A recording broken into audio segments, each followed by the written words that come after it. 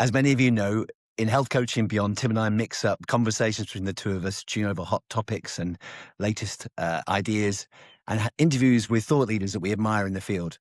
This week, I'm delighted to be joined by Dr. Rob Kemp, who's a real authority in coaching and mentoring generally. He got his MSc in coaching and mentoring from Sheffield Hallam, and then got a doctorate in coaching and mentoring from Oxford Brookes. And he's in the process of writing the coaching handbook. So I can't think of anyone else more well qualified to talk to us about the similarities between coaching in general and the specifics of health coaching. So we dive down into what brings health coaching into the general family of wider coaching and mentoring and where the differences lie. Of course, that leads us also into thinking about how AI could or perhaps shouldn't be called a coach alongside what humans do in terms of their coaching. So we really hope you enjoy this conversation and that it inspires your thinking.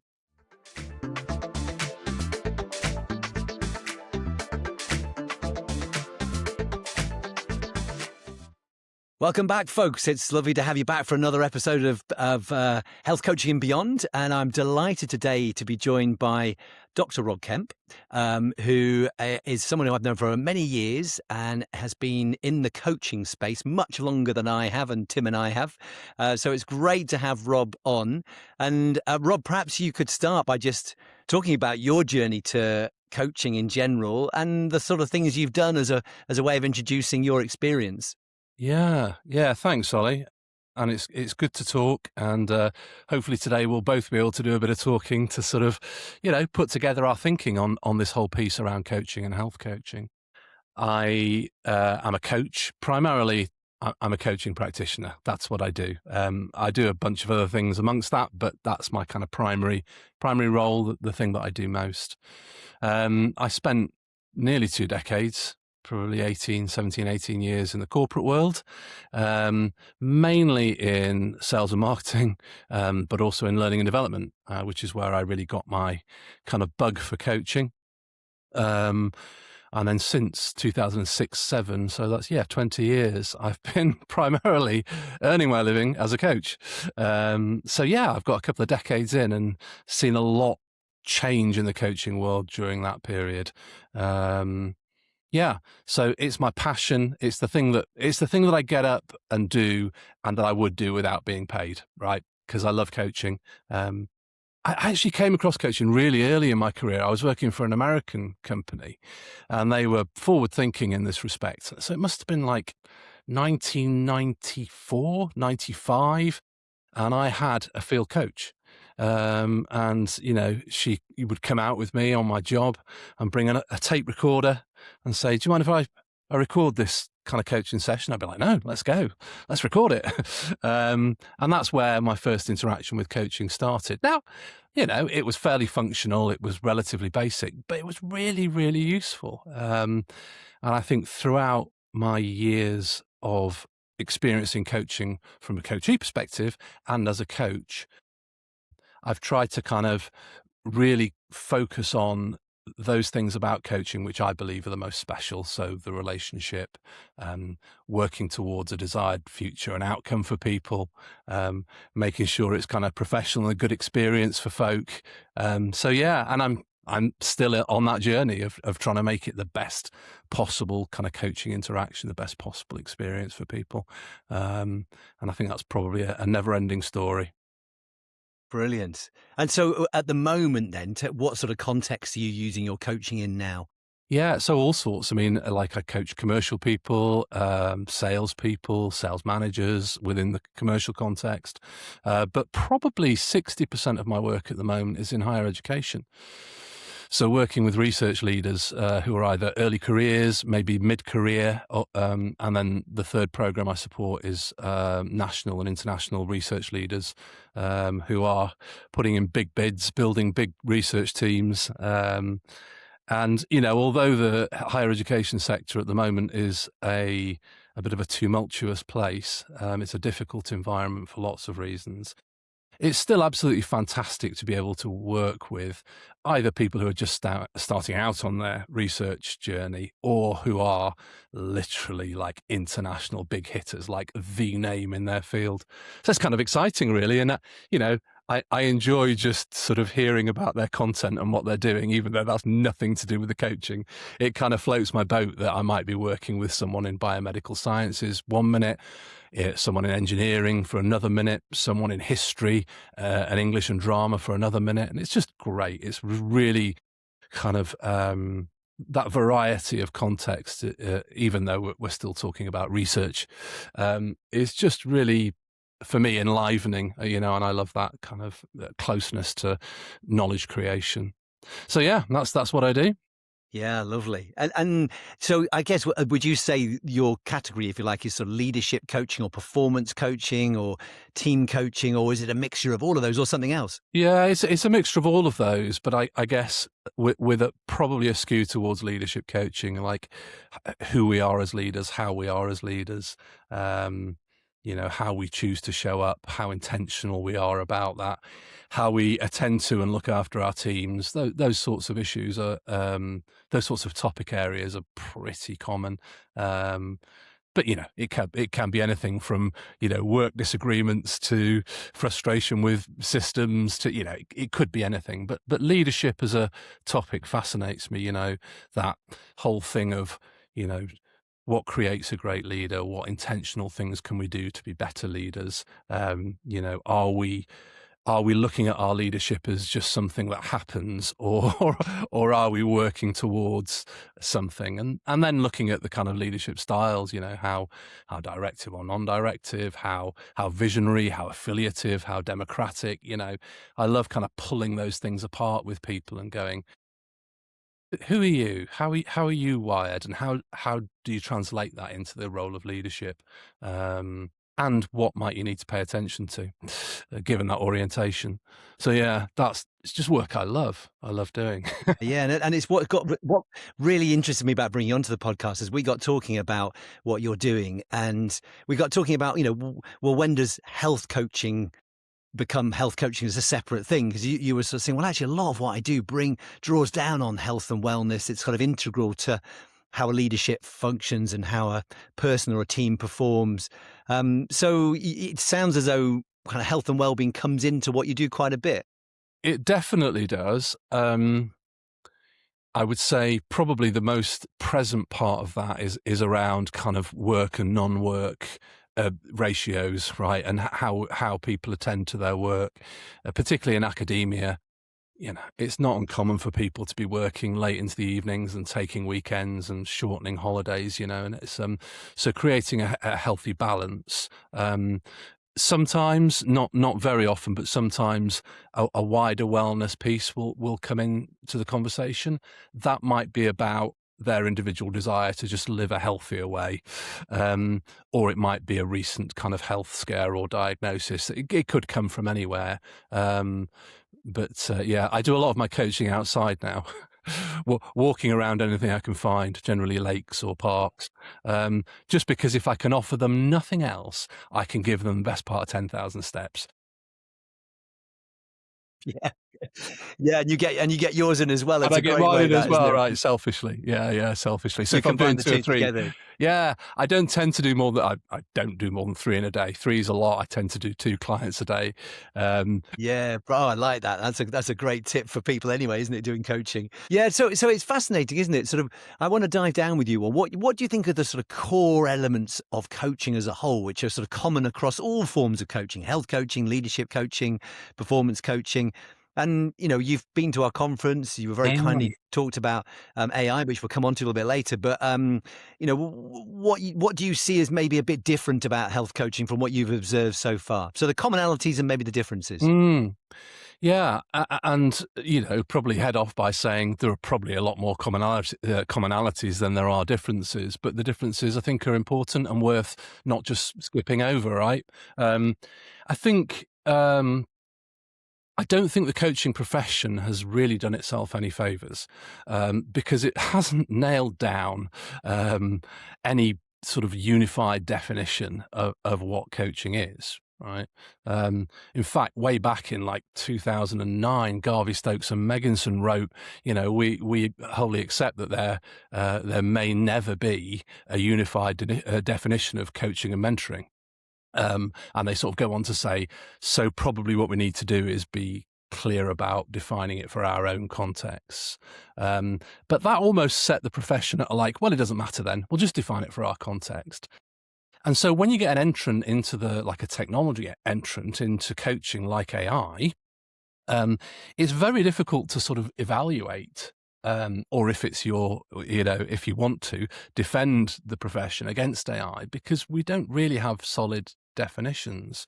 There are lots of definitions, but none of them really have proliferated. And, when I'm writing a paper or submitting something, I'll probably draw on a few definitions of coaching because no one really covers it all.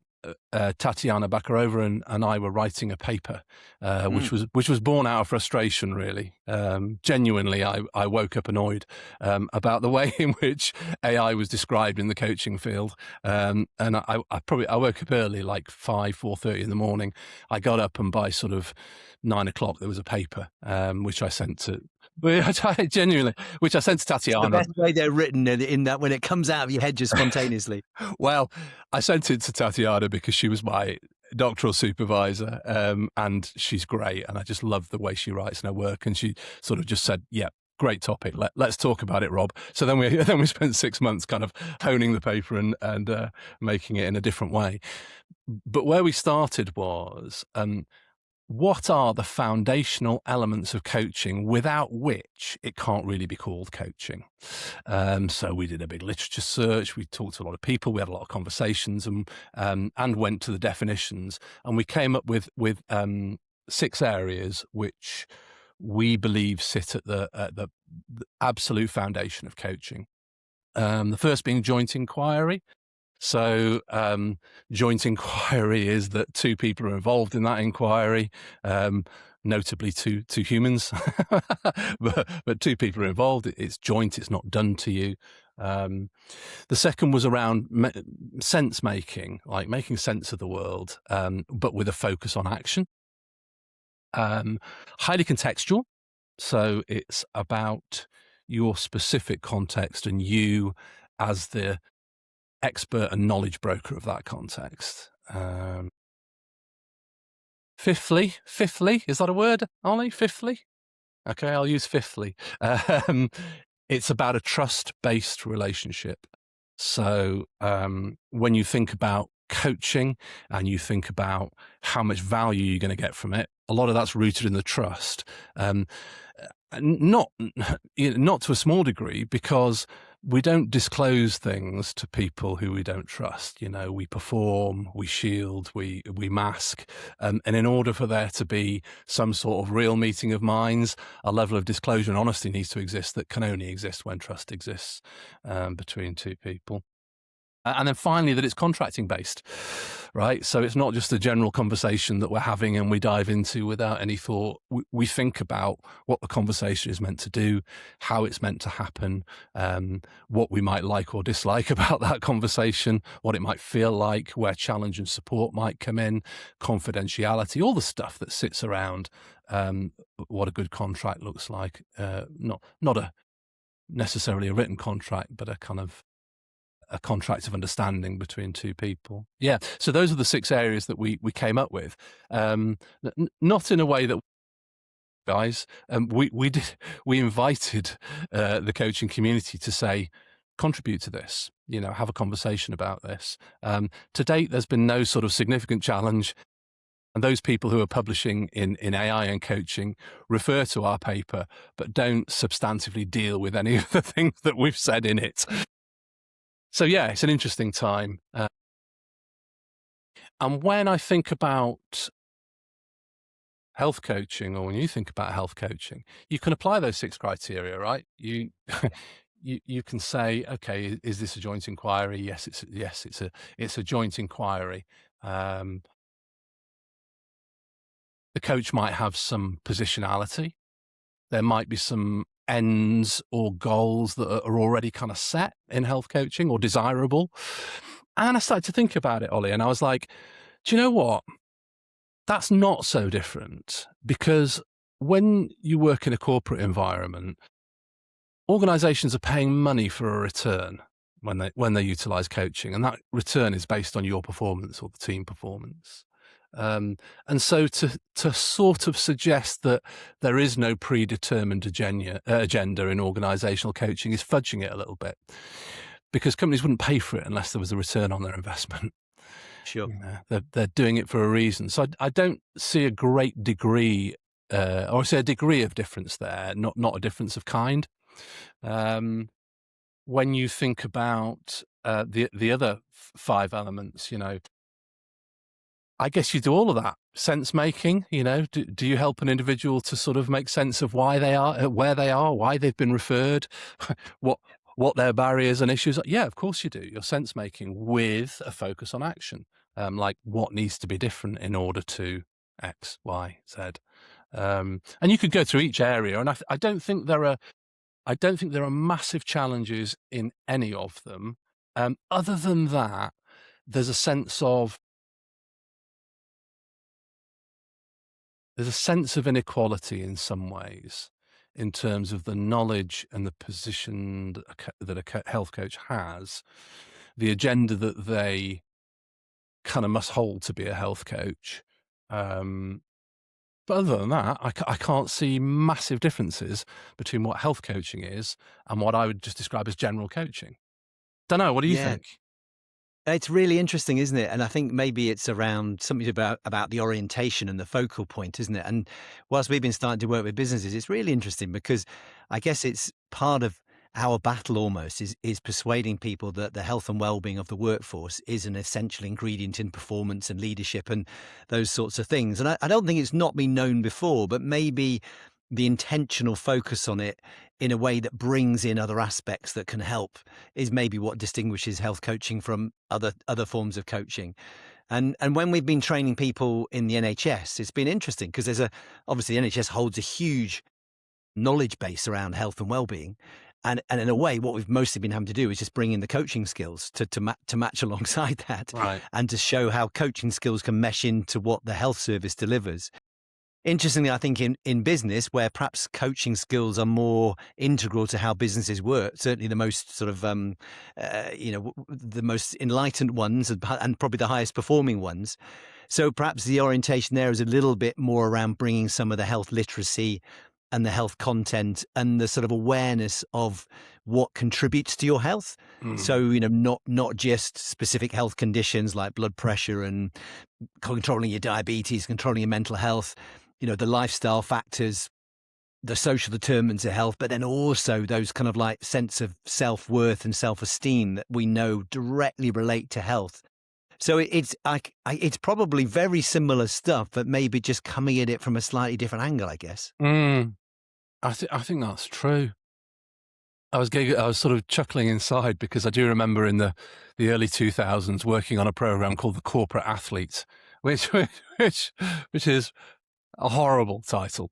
But the idea was exactly what you're talking about. Really, it was bolting together both the kind of natural, practical, sort of seemingly obvious stuff like hydration, movement, exercise, good work, non-work balance, all that stuff, with some with what exactly you talk about, which is the sort of self-esteem, self-worth, motivation, flourishing at work, right? So I kind of liked it in one way, but in another way, I didn't, and I don't do much training anymore, probably for that reason. Well, it's fascinating, isn't it? The sort of enablement piece. I think really almost what we're missing to link it all together in terms of the sort of how does health coaching, if you like, come properly into the whole coaching family. It is, I think, a recognition of the role that people play for themselves and the enabling part, which is so core in coaching, isn't it? Raising people's agency and is so much more important than perhaps people give it credit to. I think people often think that health is all about having the right medication, maybe having the right kind of exercise plan, the right nutrition plan, and so on. And those things are important to a degree, and some core knowledge around it is important. And a good health coach will have core knowledge around that. But I think it's so much less important than people think. And maybe people want to believe, oh, it's great, my health will just be sorted out. My doctor just tells me what to do. But actually, the realization that the role you play and how you think and how you behave minute to minute, day to day, the way you perceive yourself, the way your self-identity is, the way you manage stress, the way your brain works is so influential on the symptoms that you have. Hmm. And I think connecting that together is the bit that's I'm just seeing that penny drop a bit. And it's interesting talking to you about it, because I see that you see it from the other side, where you perhaps come in without a specific health remit, but actually a lot of what you're doing is addressing how people are navigating their health and well-being in the context of their high-performing environment. Yeah. Yeah, absolutely. Because, the two questions of, like, who are you? That piece of like how people are wired, what their orientation is, maybe some 360 feedback, that's the kind of who bit, the kind of traits, the habits, the personality piece. But I'm really also equally focused on how are you? How are you? Right? Yes. How are you doing? How are you living? How is this impacting on you? Is this what you intended? Is this what you expected? What might you want to change about it? If you could, what would you? And it's interesting because, like, organizations sort of employ coaches, let's be honest, at a basic level to increase performance, right? For a large part of the, okay, maybe that's a gross overgeneralization, but the work that I've done over 20 years, a lot of it has been performance related, and not just in deficit. Things could be going well, but they want it to go even better, right? So, and organizations sort of think that the way that happens is by like doubling down on competency frameworks and key performance indicators, and all that stuff. And I think exactly the opposite.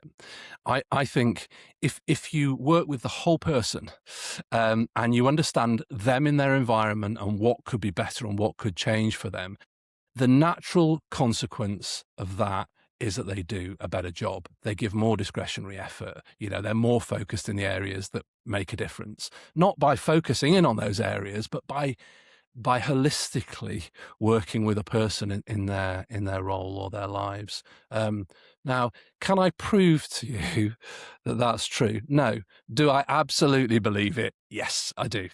And I think So no coaching without health coaching, really, or at least a yeah, health or a and holistic well-being element in coaching, it, right? or yeah, absolutely. No coaching without health coaching, because it's part of the whole piece. And if you look at a standard piece of kit for life coaches, right? The wheel of life or the wheel of anything, it'll always have that in, right? It'll have, health, wealth, family, relationships, spirituality, whatever the things are. It sits naturally there in the kind of life coaching arena as a sort of, part of the kind of core text, if you like, but not necessarily within the corporate environment or higher education or wherever. And I can't not bring in those elements of how are you, because how are you isn't just here, it's here, it's everything. So yeah, it's almost as though we have a slightly different kind of context. We have a slightly different starting place, but actually the ending place might not be that different, albeit that you're working with referred patients a lot of the time. You're working potentially and actually with illness rather than wellness. So there are some kind of some differences about our context, but ultimately we're doing similar things, aren't we? We're just Yeah, no, we're trying absolutely. to make people's lives better, right? I know that sounds like a grand claim, doesn't it? It's like, what do you do? Well, I try and help make people's You lives do, and better. I suppose you can't do that without considering their health and well-being. And I wonder, maybe one thing to try with you, try out with you, is that I'm just sort of thinking about. You're right. Often, probably with a health coach, you might be deliberately aware of a specific condition that you're trying to improve, I suppose, from a health point of view. But also maybe we're a little bit more focused on trying to assess people's capability of looking after themselves as well. I don't know if that comes into what you do. We use things like the patient activation measure to sort of, literally ask people, how good are you at looking after yourself? Mm. And, what are you already doing? Which I guess once you start to get down that what you're doing, you're into the realms of what you might do with people as well. But we are a big advocates of tailoring our health coaching towards people's skills to look after themselves. So I suppose it's quite orientated around their health and well-being skill set. But Mm. does that come in? That may well come into what you do as well. It can. I mean, I wouldn't say routinely, but it certainly can. The "are you looking after yourself" piece often, what does looking after yourself look like for you? Like, this is a really stressful time. What are Yeah, you yeah. doing? What are your kind of, what are the things that you use in order to kind of come down from this highly stressful environment? Because we all know that there are useful and healthy things to do that really do help you come down, and there are ways of using, alcohol, drugs, whatever it is, so there's unhealthy ways of dealing with that, with that stress, and that's all part of the, are you capable of looking after yourself? Are you looking after yourself? And I can think of sort of specific examples where, I've had wide ranging conversations, about even such bizarre stuff as like home organization, or, living in a tip, or what, which for you is, might be much more common, but for me, in my kind of, I guess, executive world or whatever, it's not something people commonly talk about, but they do when they know that there's a problem and there's a high level of disclosure, relationship, and honesty. They go, this thing is really getting in the way for me, and it's been like that for years. So that's quite interesting. I mean, so many thoughts buzzing around in my mind here. For example, what Greer calls the grey space, the space between coaching and therapy, where is that? And whilst coaches would be much more likely to make a referral, if they felt that they were sort of bordering on being in a boundary of kind of therapy or the clinical, I guess you're kind of different, because you partly are the referral, right? Like, they've been referred to you already. So I wonder whether there's something in that dynamic of referring. Like, what happens Yeah. if someone can't Well, cope? Yeah. yeah, no, I mean, it's really interesting. I suppose most of the health coaches that we train, or that will not necessarily have a dual role. They'll be specific health coaches, whether that's in the workplace or in the NHS. But some will have a dual role, so they'll have a therapy background, or they'll be a GP, and I guess they have to decide which hat they're wearing sometimes. But it's a tough distinction, actually, isn't it? And there is a grey space. I mean, how do you determine in your workspace then when you start to feel you're encroaching or drifting into a sort of therapy? What are the things that indicate to you that you're starting to kind of get into the therapy world rather than the coaching that you want to stick to? Yeah, it's a really good question. And I think, I don't think there's any like clean cut, like, this is therapeutic and this is non-therapeutic, right? Oh, this is forward looking and this is backward looking. That's therapy. I don't think it's clean like that. But when I start to hear language around motivation, around ability to cope, around lack of enjoyment, issues coming back for people that are surfacing, like repetitive kind of thoughts, those kind of, the language around that would start to heighten my awareness of a boundary. And so, I've asked whether people have had therapy, have been in therapy. I've asked whether they think they might benefit from therapy, given, coaching isn't there to do that, and coaches aren't qualified to do that. So I'm pretty highly attuned to the language of what I see as clinical. The language of depression, the language of high anxiety. Yeah. I have a mental model that I sometimes get out, which is looking at using Seligman's concept of optimism, which looks at the personal, the permanent, and the pervasive. So, the personal, is it my fault or someone else's fault? Internalization or externalization? The permanent, is it permanent or transient? And pervasiveness, is it local or global?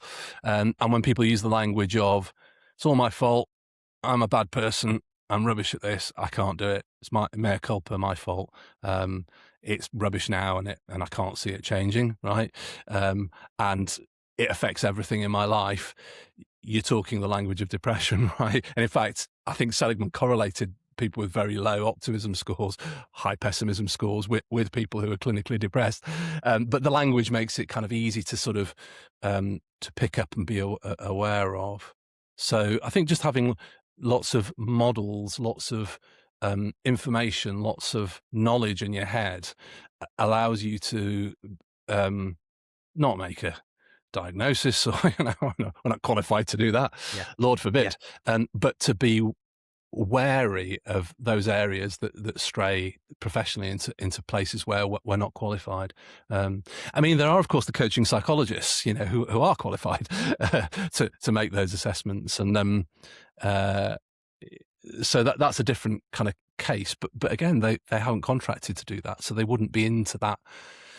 They wouldn't be into that piece there. They would have to do something else in order to say, do you want Yeah, coaching to no. stop? You know.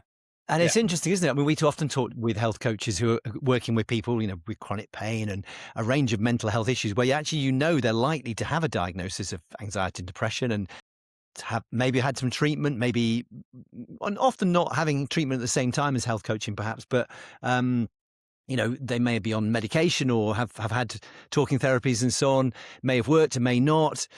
So, often you're sort of, I guess you're dealing with them in parallel, aren't you? A Right. huge volume of people, 1 in 5 at any one time living Right. with a serious mental illness. So, it's likely to sit there as alongside what you're trying to do with people with your coaching work, right? Yeah. I mean, Yeah. do you sort of find yourself adjusting what you do sometimes in terms of perhaps the pace or the depth or the content, or does it sometimes become a red line for you? You think this is going to block my coaching? Your mental health, for Yeah. instance, is just too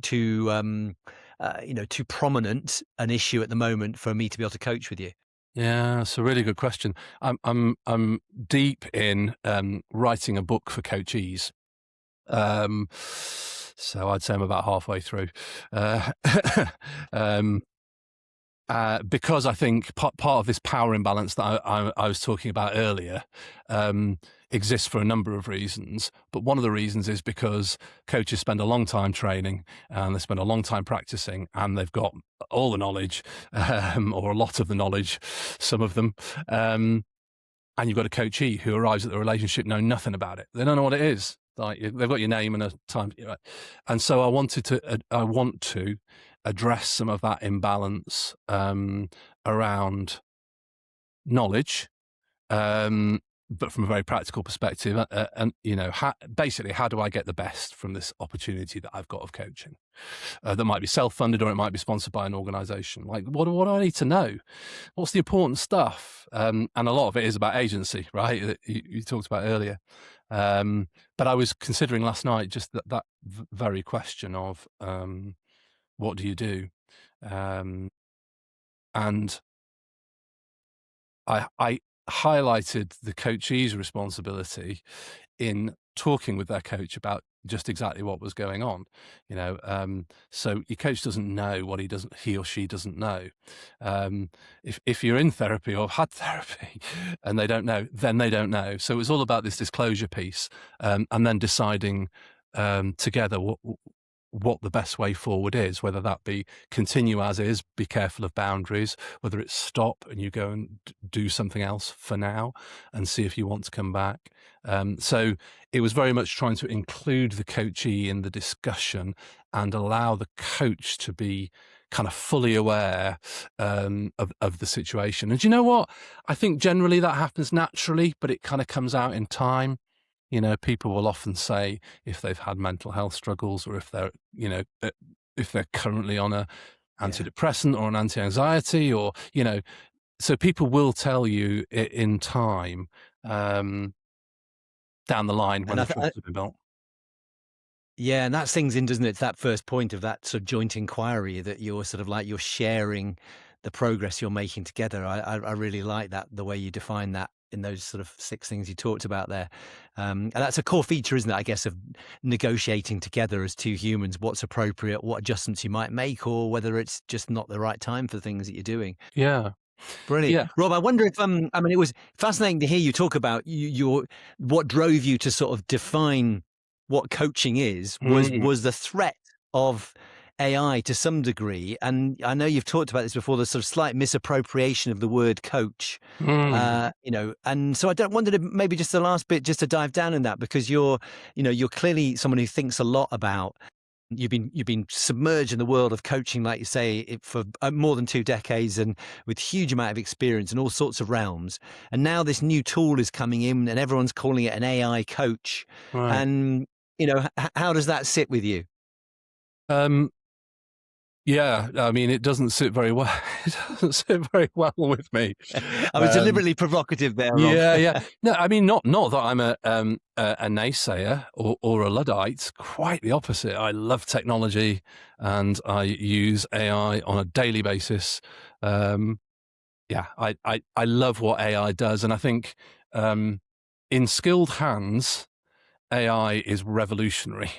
In unskilled hands, I have some questions about how useful it is based on a lot of stuff. But for someone who is, who knows their subject well, who knows when AI is making it up or when they've got it wrong, it's a great tool, even if it needs sort of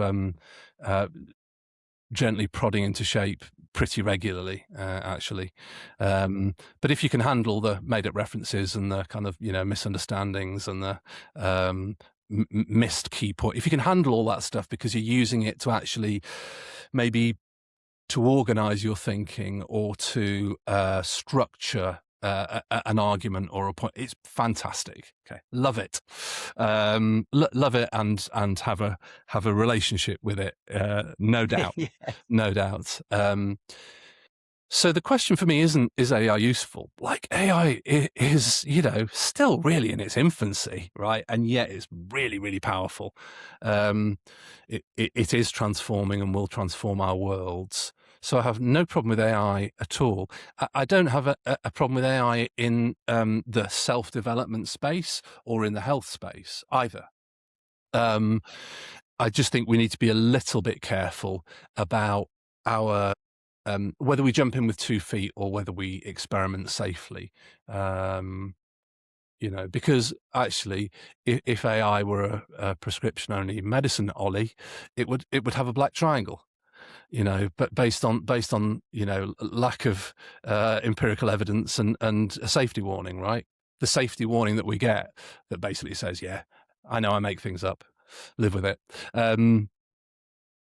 So if it was in another field, we wouldn't have unleashed it at the scale that we have unleashed it so far. So that's slightly worrying for me, without the evidence. So can it help set goals? Can it help, prime people around goals before sessions? Can it help keep people on track? Can the tech help health coaches and normal coaches, keep abreast of things? Can it see patterns and trends? Can it be evaluative? Yeah, it can do all of those things, and is doing so already. My only problem is with naming. Naming it an AI coach is a problem for me, because a coach, whether you're a health coach or whether you're a business coach or an executive coach, whatever sort of coach you call yourself, once you become a coach, you carry some professional responsibilities, notably the 6 that we started with. Yeah. And AI simply can't hold those, because they're relational. They can only ever happen between a human being.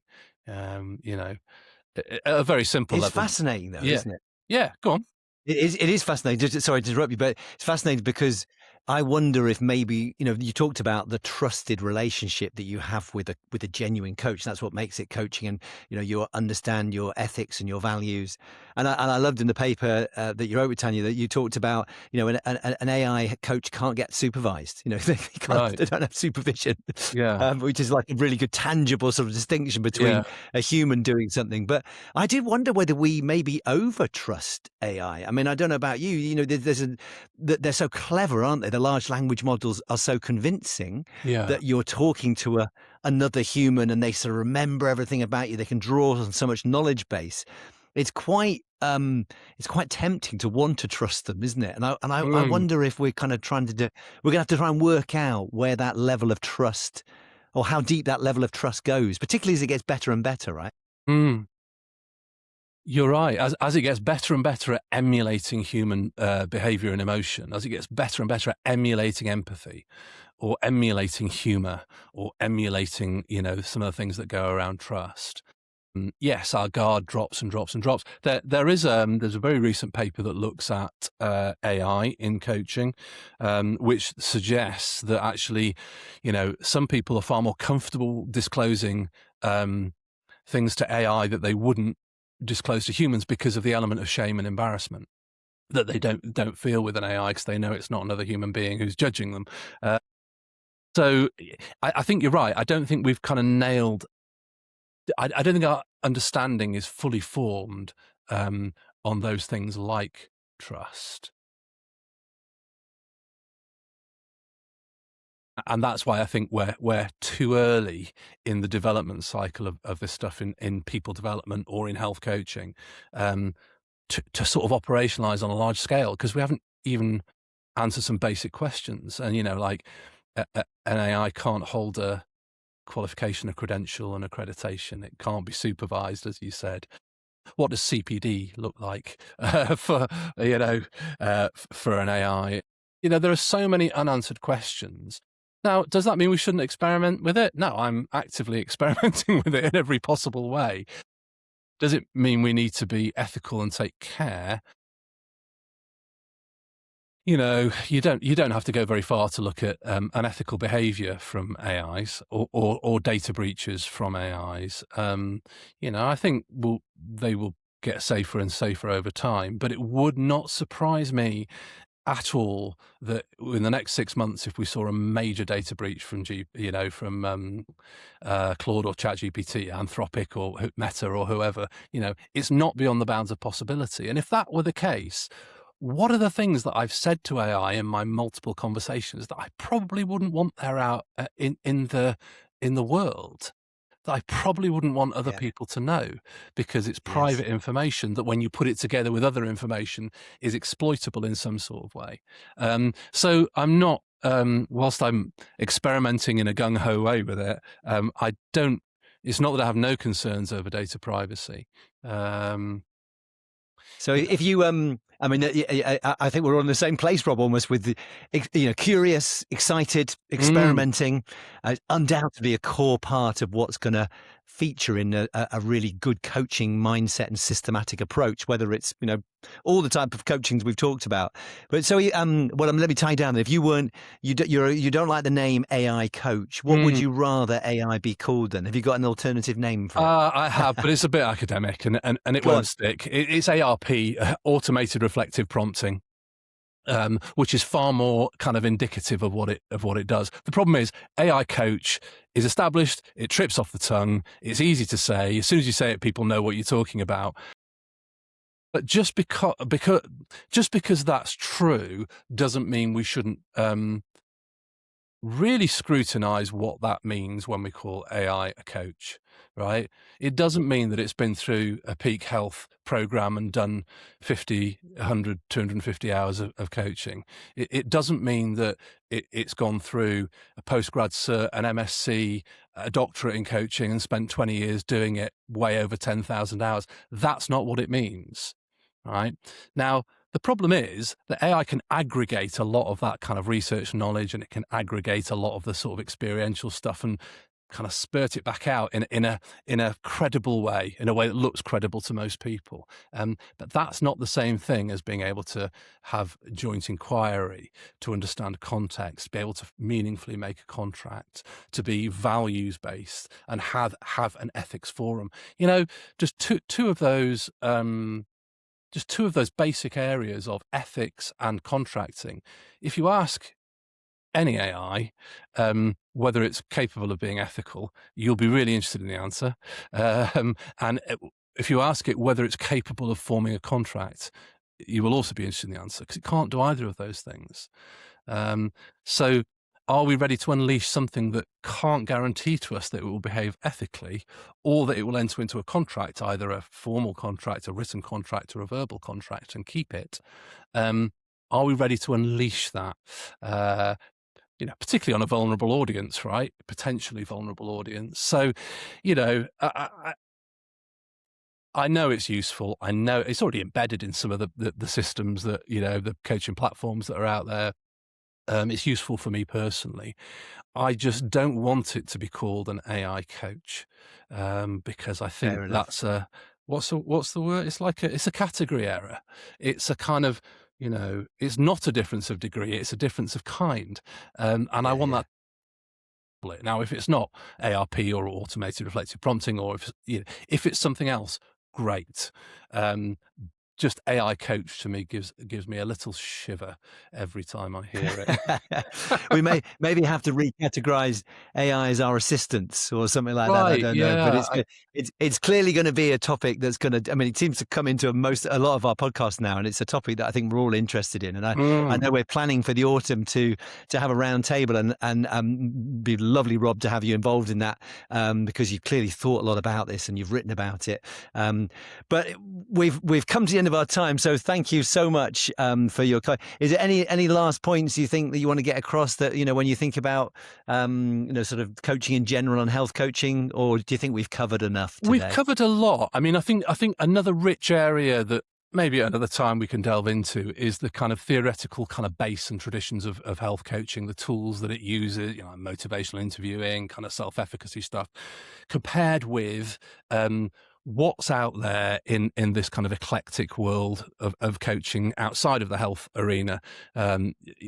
Because I feel as though there's this kind of broad swathe of genre or traditions of coaching that don't live in health coaching now, but they could.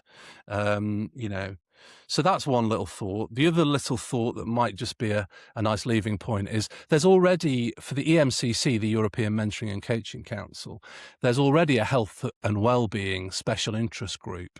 And I would love to see it if Peak or, the health coaching profession could come together with a special interest group like that and say, what we do isn't quite the same as what you do, but it's so highly related. Let's form something that's like really focused on health coaching as well as well-being in general, because I think that would really help health coaching be brought into the mainstream of the coaching kind of discourse and discussion.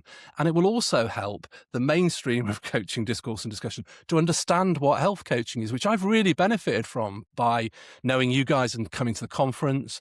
It's really aided me. And I can see all sorts of benefits, like, coaches do like health coaches do a good number of hours of CPD each year. Well, why couldn't coaches who work in the corporate space come and do some CPD at Peak, looking at your models and your way of looking at health? So I think there's all sorts of potential crossover and benefits that sort of union, whether it's that or something else, might really kind of prove fruitful for both what seem like sides at the moment, and I wish they didn't. So that's really that's a great. Well, it's a great way. It's really interesting to hear your perspective from having been in the field for so long. And I know Caroline, one of our directors, is involved with the MCC Health and Wellbeing arm, just a new. And I think there is a job to do there. Absolutely. Yeah. Is the health coaching like the new coaching kid on the block? And we need to make sure that the family's aligned and we know where the commonalities are, but also where the differences differences are, and celebrate those, but integrate them, because so often they're so relevant to the coaching work as a whole, isn't it? Yeah. And it's been beautiful to hear you describe that today, Rob. I really appreciate you giving us time. Thank you. And I'm sure this conversation will pique the interest of so many people out there who are grappling with health coaching and in the NHS, in the workplace, or one-to-one. It's a really evolving field. So thanks so much for your thoughts today. Oh, my absolute pleasure, Ollie. I mean, you just need to wind me up and tell me the subject, and I'll talk coaching all day long. So if you're looking for a 10-hour, a 10-hour session, I'm up for it now. It's been great, and been good to be with you. Lovely. Thanks, Rob. Brilliant.